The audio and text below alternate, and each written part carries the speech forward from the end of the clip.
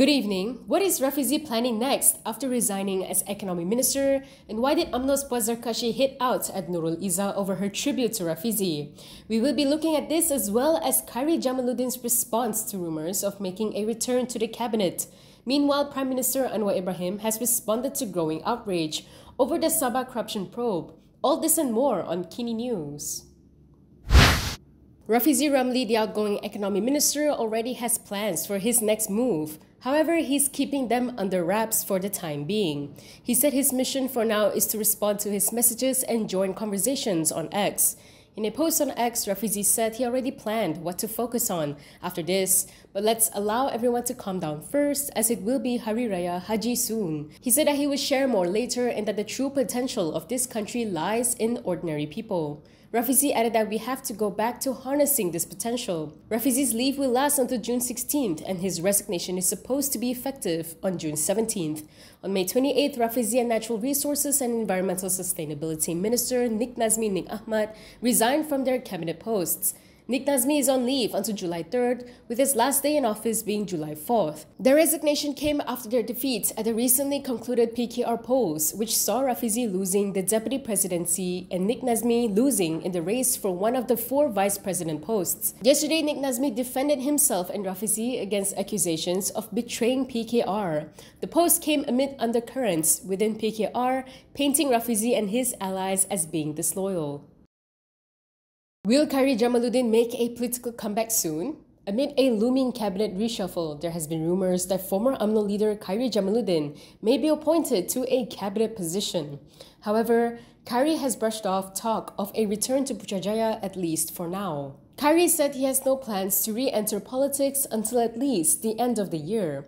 He told reporters that he has a lot of unfinished projects and business that he needs to take care of, and is quite happy doing what he has been doing for the time being. He said they require his time and focus, and he will be busy at least until the end of the year. He added that he is open to discussion after that. Hari said this when asked for his response on speculation that he could replace one of 2 outgoing ministers, Rafizi Ramli or Nik Nazmi.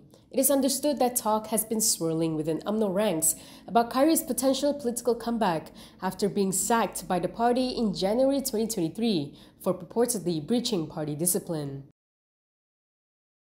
What exactly are Rafizi Ramli's ideas that have benefited the people? Is it Padu or lowering car prices? This was the question posed by Umno Supreme Council member Puad Zarkashi to newly minted PKR Deputy President Nurul Izzah Anwar. Puad said this in response to Nurul Izzah's tribute to Rafizi following his resignation as Economy Minister, where she had vowed to carry forward his ideas and policies. In a post on Facebook, Puad asked her to be more specific and give one clear example of Rafizi's vision in governance and economic justice, which has shifted the national discourse. He also accused Nurul of hypocrisy and told her to tone down the political drama.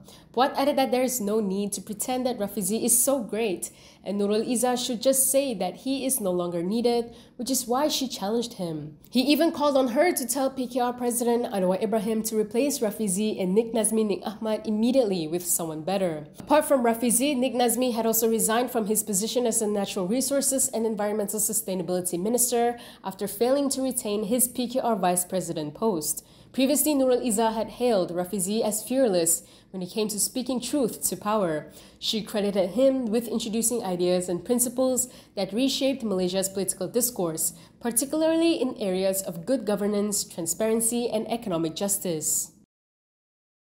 Prime Minister Anwar Ibrahim has responded to the MACC's handling of a high-profile corruption probe in Sabah after outcry over alleged inaction. Speaking at an event in Sabah today, Anwar stressed the issue must follow due process and corruption cannot be tackled through perception, accusations, or slander. Anwar also addressed public pressure for him to take direct action, asserting that his role must remain within legal boundaries. Tuduhannya bahawa kita menutup, itu persepsi, dibangkitkan persepsi terutama di bandar seolah-olah ada usaha untuk menutup rasuah dan kesalahan.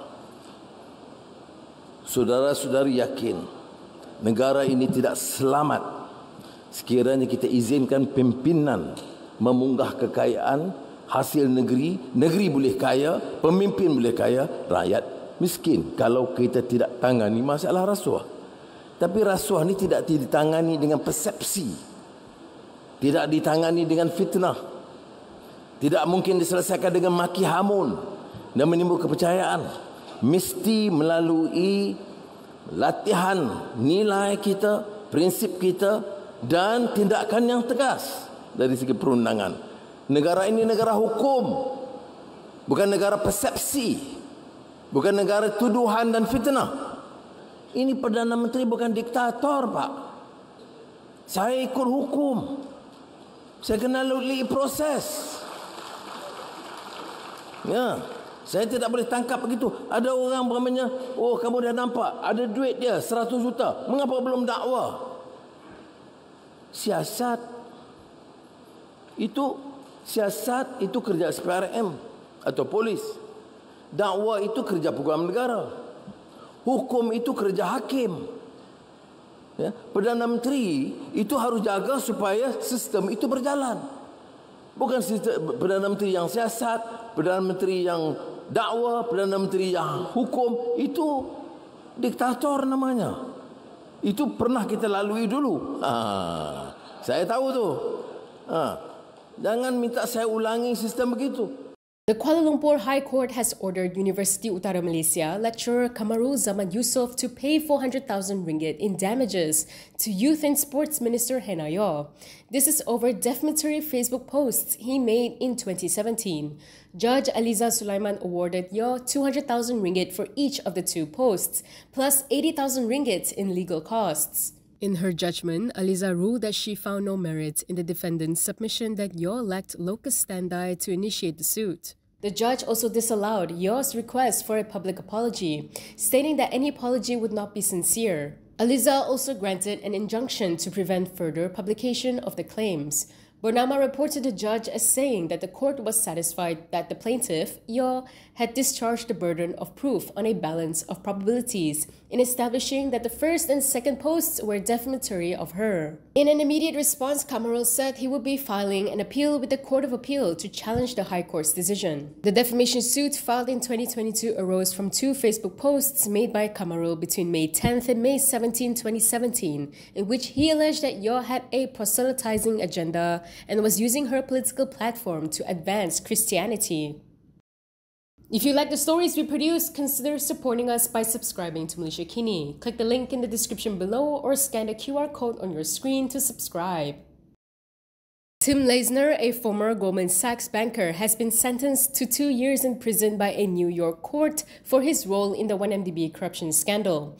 Leisner, a former Southeast Asia chairperson for Goldman, pleaded guilty in 2018 to a conspiracy to violate the Foreign Corrupt Practices Act and participating in a money laundering conspiracy, all tied to his role in the 1MDB scandal. In a statement read out in the court on Thursday, Leisner expressed remorse and issued an apology to the people of Malaysia, saying he regretted his actions. According to Reuters, the 55-year-old former banker's voice trembled as he read his statement during the hearing. Leisner told the court that the scandal had cost him his freedom, his family, and his financial independence. Goldman Sachs had played a central role in selling $6.5 billion worth of bonds for 1MDB, with the assistance of fugitive financier Low Taek Joe, known as Joe Low. However, a significant portion of the funds was illicitly diverted to offshore bank accounts and shell companies tied to Low. In a letter to the court dated May 21st, Goldman Sachs condemned Leisner's actions, stating he deceived his colleagues for years, actions that culminated in the firm's first and only criminal case in its 156-year history. In the wake of this scandal, Leisner was arrested in 2018 and subsequently became a key U.S. government witness. Is reformasi real or is it just an empty slogan? We asked our viewers this yesterday following a rebuttal from academic Tajuddin Razdi to Umno Supreme Council member Puad Zarkashi's claim on the matter. Puad had cited Rafizi Ramli's cabinet exit following the economy minister's loss in the PKR polls as proof that the party's reformasi clarion call was hollow. However, Tajuddin referenced the imprisonment of former Prime Minister Najib Abdul Razak, among others, as a concrete example of reform in action. A majority of those who voted yesterday felt that reformasi is like an empty promise with little real change. Several questioned what reform had been carried out, and one voter even claimed that the government is doing what they had promised to reform. Meanwhile, 25% said that there's progress, but it's slow and burdened with past issues. 8 voters said the reform is slow as the unity government is made up of parties that don't share the same objectives. Only 10% of the 1,500 that voted believes that reformasi is alive and that there are tangible, clear examples of change. Next, let's take a look at some of the other headlines from today.